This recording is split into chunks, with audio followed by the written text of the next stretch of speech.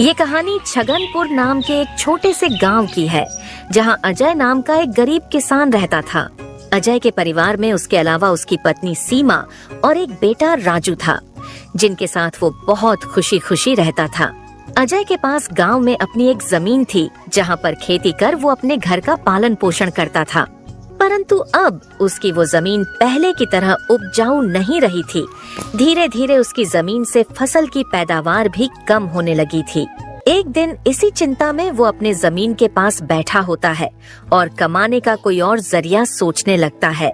दिन प्रतिदिन मेरे इस जमीन से उगने वाली फसल कम होते जा रही है। लगता है मुझे अब कोई दूसरी जमीन लेकर काम करना होगा, या तो कोई और जरिया ढूंढना होगा कमाने का। पर अब मैं इस जमीन के भरोसे नहीं रह सकता हूँ। चलो एक बार चल के सीमा से राय लेकर देखता हूँ वो क्या कहती है इस बारे में। अजय तुरंत खेत से अपने घर की तरफ चल पड़ता है। घर पहुंचकर वो सबसे पहले अपनी पत्नी सीमा को आवाज लगाता है। सीमा जरा यहाँ आना, तो तुमसे एक जरूरी बात करनी है। अजय की आवाज सुनकर सीमा वहाँ आ जाती है। बोलिए, आपने मुझे बुलाया क्या? हाँ सीमा, मुझे तुमसे एक जरूरी विषय पर बात करनी है और तुम्हारी राय जाननी है। हाँ बोलिए, क्या बात है? सीमा, तुम तो जानती हो हमारी जमीन अब पहले की तरह इतनी उपजाऊ नहीं रही है, और अगर मैं ज्यादा खाद वगैरह डालने की कोशिश करूंगा तो कहीं उसकी मिट्टी और खराब ना हो जाए। इसलिए सोच रहा हूँ कि कुछ समय के लिए उस जमीन पर खेती करना छोड़ दूं। हर साल थोड़ी थोड़ी खाद उसमें डालता रहूंगा, जिससे कुछ सालों बाद वो पहले की तरह उपजाऊ हो जाएगी। फिर उसमें खेती करना शुरू कर दूंगा। हाँ, ये ठीक रहेगा। इससे आपकी जमीन भी सही रहेगी और उसमें उगने वाली फसल भी। हाँ, पर तब तक मैं क्या करूं? क्योंकि मेरे पास दूसरी तो कोई जमीन नहीं है, तो घर का खर्च चलाने और राजू के पढ़ाई के लिए कहां से पैसे जुटा पाऊंगा? आप एक काम क्यों नहीं करते, एक बार जाकर गांव के जमींदार काका से मिल लीजिए। वो तो बहुत अच्छे और नेक दिल है, वो आपकी जरूर कोई मदद करेंगे। हाँ सीमा, ये ठीक रहेगा, क्योंकि काका अगर कोई नया काम भी करने बोलेंगे तो वो उसमें भी मेरी मदद कर देंगे। ठीक है सीमा, तो मैं कल सुबह सुबह ही।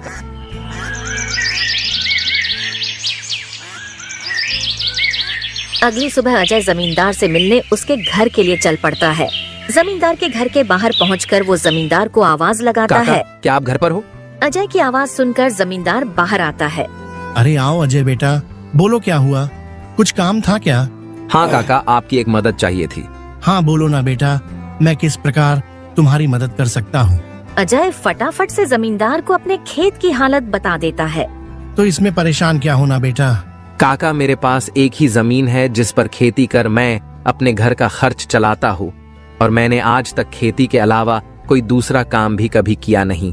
तो अब यही नहीं समझ रहा है मैं क्या करूं। बेटा, खेती के अलावा दूसरा काम क्यों करना? तुम एक काम करो, मेरे पास गांव के बाहर एक जमीन है, तुम उस पर खेती करो। काका, पर इससे तो आपका नुकसान हो जाएगा। नहीं बेटा, कोई नुकसान नहीं होगा। इसी बहाने तुम मेरी जमीन की देख रेख भी करोगे, क्योंकि अब तो मेरी उम्र भी हो गई है और मेरा बेटा भी शहर में रहता है, तो इससे तुम्हारा भी भला हो जाएगा और मेरी भी थोड़ी जिम्मेदारी कम रहेगी। ठीक है काका, अगर ऐसी बात है तो मैं कल से ही उस खेत पर काम करने चला जाऊंगा। अजय जमींदार को धन्यवाद कहकर वहाँ से अपने घर के लिए निकल जाता है।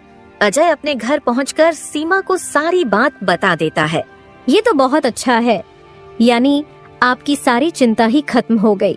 हाँ सीमा, अब मैं काका के खेत पर बहुत मेहनत करूंगा और कोशिश करूंगा कि एक दो और खेत खरीद लूं, क्योंकि भविष्य में ऐसी समस्या आए तो उसके लिए हम तैयार रहे।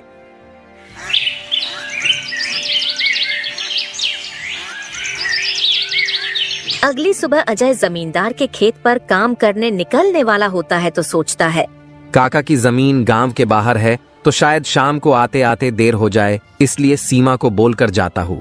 सीमा, जरा यहाँ आना तो। अजय को बुलाता सुन सीमा वहाँ आती है।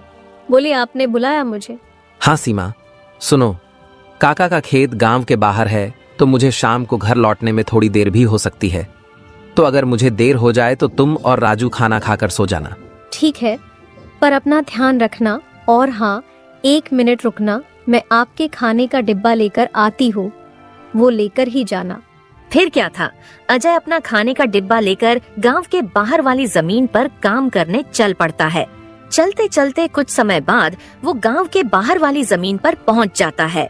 चलो अब पहुंच गया हूँ तो फटाफट से खेत पर काम करना शुरू कर देता हूँ। अजय अपनी कुदाल उठाकर खेत पर काम करना शुरू कर देता है। अजय को अभी काम करते कुछ समय हुआ ही था कि तभी पीछे से एक सांप आकर उसे काट लेता है। सांप के काटने के कुछ समय में ही अजय चक्कर खाकर वहीं गिर जाता है। यहाँ अजय सांप के काटने से बेहोश हो चुका था, पर गांव के बाहर होने के कारण उसकी खबर अब तक उसके घर वालों को नहीं चलती है। सुबह की अब रात हो जाती है और सीमा अजय का इंतजार कर रही होती है।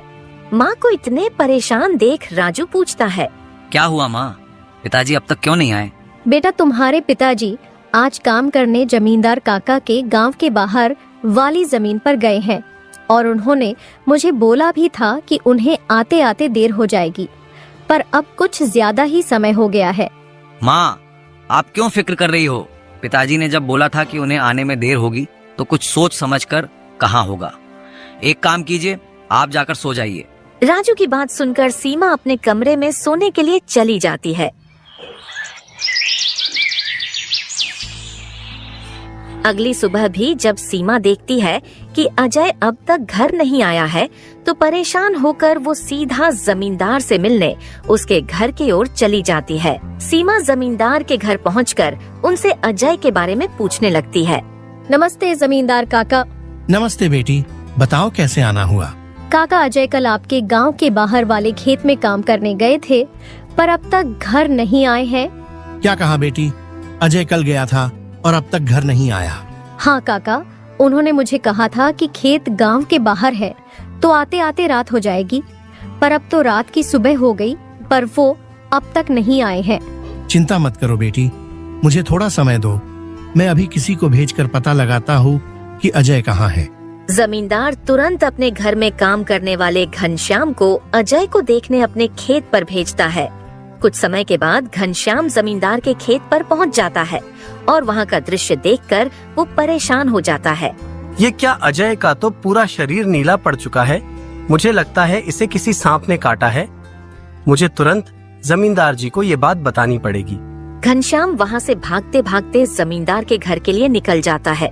घनश्याम जैसे ही जमींदार के घर पहुंचता है, उसके कुछ कहने से पहले ही जमींदार उससे पूछने लगता है, क्या हुआ घनश्याम बेटा, तुम इतना दौड़ते हुए क्यों आए और क्या तुम्हें अजय मिला? घनश्याम जमींदार को सारी बात बता देता है जो उसने खेत में देखी थी। घनश्याम जब जमींदार को सारी बात बता रहा होता है, तभी वहाँ पास में खड़ी सीमा भी सारी बात सुन लेती है और रोने लगती है। घनश्याम, तुम सबसे पहले वैद्य जी को लेकर वहाँ पहुँचो, मैं सीमा बेटी को लेकर वहाँ आता हूँ। घनश्याम को वैद्य जी के पास भेजने के बाद जमींदार सीमा को समझाने लगता है। सीमा बेटी, पहले तो तुम रोना बंद करो और जल्दी से मेरे साथ चलो, क्योंकि तुम्हारे रोने से अजय ठीक नहीं होगा।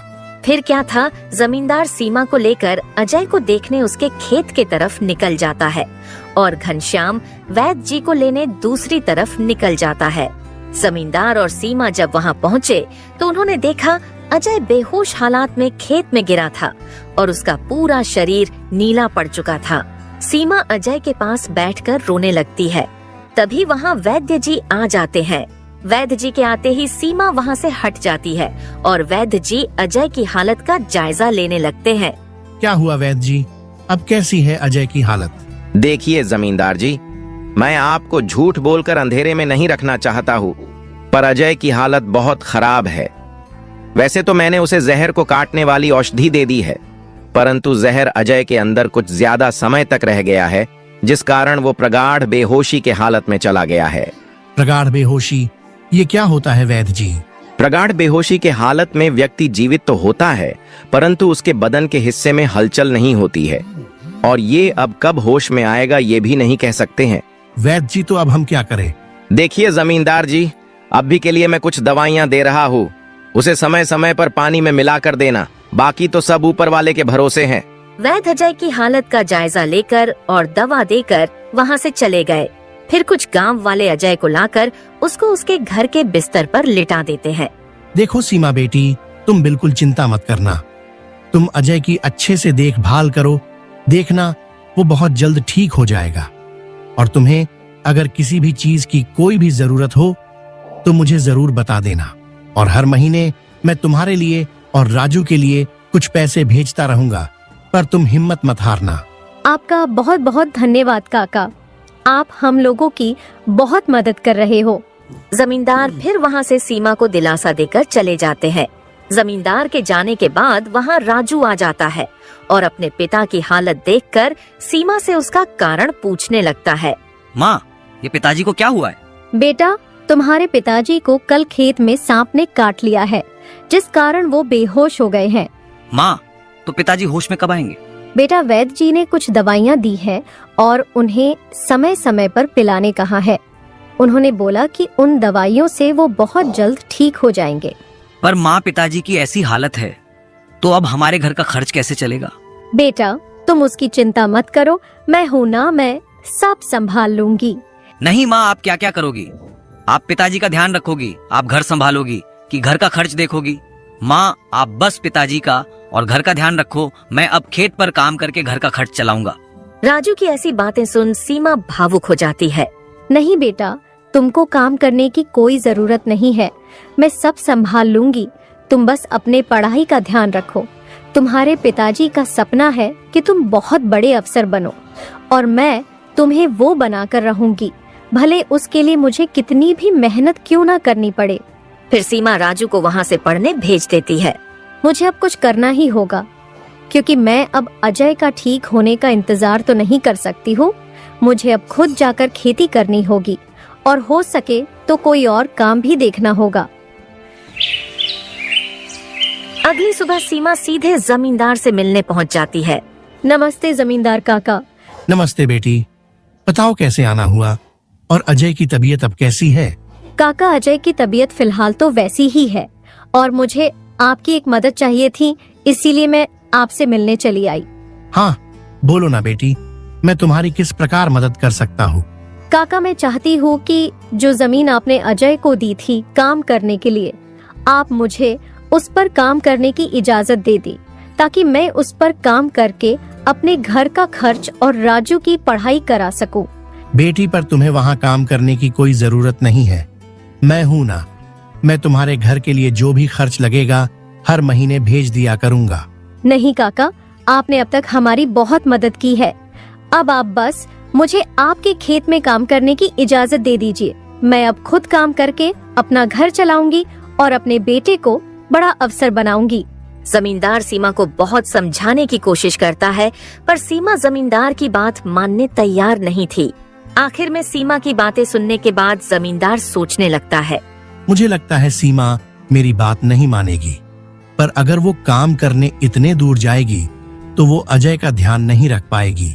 एक काम करता हूँ, मैं सीमा को मेरी गांव के अंदर वाली जमीन पर काम करने के लिए कह देता हूँ, ताकि वो खेतों पर काम भी कर सके और अपने घर का ध्यान भी रख सके। ठीक है सीमा बेटी, मैं तुम्हें अपने खेत पर काम करने की इजाजत तो दे सकता हूँ, पर तुम्हें मेरी एक बात माननी होगी। हाँ काका, बोलिए ना। बेटी, तुम्हें मेरे गांव के बाहर वाले खेत पर काम करने की कोई जरूरत नहीं है। मेरे पास तुम्हारे घर के नजदीक भी एक खेत है, तुम वहां काम कर सकती हो, ताकि तुम अपने घर का और अजय का दोनों को ख्याल रख पाओगी। भी अच्छा रहेगा, इससे तो मेरी बहुत मदद हो जाएगी। बेटी, पर एक छोटी सी समस्या है, वो खेत बाहर वाले खेत से थोड़ा छोटा है। हाँ तो कोई बात नहीं है काका, वो खेत मेरे घर से नजदीक है, वही बहुत बड़ी बात है। मैं खेत में काम करने के साथ साथ दूसरे के घर का काम भी करना शुरू कर दूंगी, ताकि उन पैसों से मैं राजू की पढ़ाई का खर्च निकाल सकूं। बेटी, पर तुम्हें इतना काम करने की क्या जरूरत है? काका, मुझे काम करना ही होगा। अजय का सपना था कि राजू पढ़ लिख कर बड़ा आदमी बने। अगर मैं मेहनत नहीं करूंगी तो उसका सपना अधूरा रह जाएगा। राजू की पढ़ाई के लिए और घर चलाने के लिए मुझे हर हाल में ये जिम्मेदारी उठानी पड़ेगी। जमींदार सीमा के संकल्प और साहस से भावुक हो जाते हैं। ठीक है बेटी, तुम्हारी मेहनत देखकर मुझे पूरा भरोसा है कि तुम जरूर सफल होगी। मैं तुम्हारी हर संभव मदद करूंगा। तुम कड़ी मेहनत करो, भगवान भी तुम्हारे साथ हैं। सीमा ने जमींदार के गांव के अंदर वाले खेत पर काम करना शुरू कर दिया। वह सुबह खेत पर काम करती और दोपहर के बाद गांव के घरों में सफाई और खाना बनाने जैसे छोटे मोटे काम करने जाती। धीरे धीरे सीमा की मेहनत रंग लाने लगी। खेत में अच्छी फसल हुई, जिससे उसका घर चलने लगा और जो पैसे वह दूसरों के घरों में काम करके कमाती थी, वह राजू की पढ़ाई में खर्च करने लगी। बेटा, मैं चाहती हूँ कि तुम मन लगाकर पढ़ाई करो। तुम्हारे पिताजी का सपना है कि तुम अफसर बनो। मैं तुम्हारे लिए हर मुश्किल को पार कर लूंगी। माँ, मैं कड़ी मेहनत करूंगा। एक दिन मैं पिताजी का सपना पूरा करके दिखाऊंगा। सीमा की मेहनत और त्याग से गांव के लोग भी प्रेरणा लेने लगे। उन्होंने देखा कि कैसे एक माँ अपने परिवार के लिए हर कठिनाई का सामना कर रही है। इसी बीच अजय की हालत धीरे धीरे सुधरने लगी। वैद्य जी की दवाओं और सीमा की देखभाल ने जहर का असर कम कर दिया। एक दिन अचानक अजय को होश आ गया। अजय को होश में आते देख सीमा बहुत खुश हो गई। अजय, तुम्हें होश आ गया। भगवान ने मेरी मेहनत और दुआएं सुन ली। सीमा, मैंने तुम्हें और राजू को बहुत परेशान किया। नहीं अजय, तुम हमारी ताकत हो। जब तक तुम ठीक हो रहे थे, मैंने हर जिम्मेदारी संभाली और देखो, अब सब कुछ ठीक हो रहा है। अजय धीरे धीरे पूरी तरह ठीक हो गया। उसने सीमा की मेहनत और त्याग देखकर प्रण लिया कि अब वह उसके साथ कंधे से कंधा मिलाकर परिवार को आगे बढ़ाएगा। राजू की पढ़ाई भी सफलतापूर्वक चलती रही और कुछ सालों बाद वह एक बड़ा अफसर बन गया।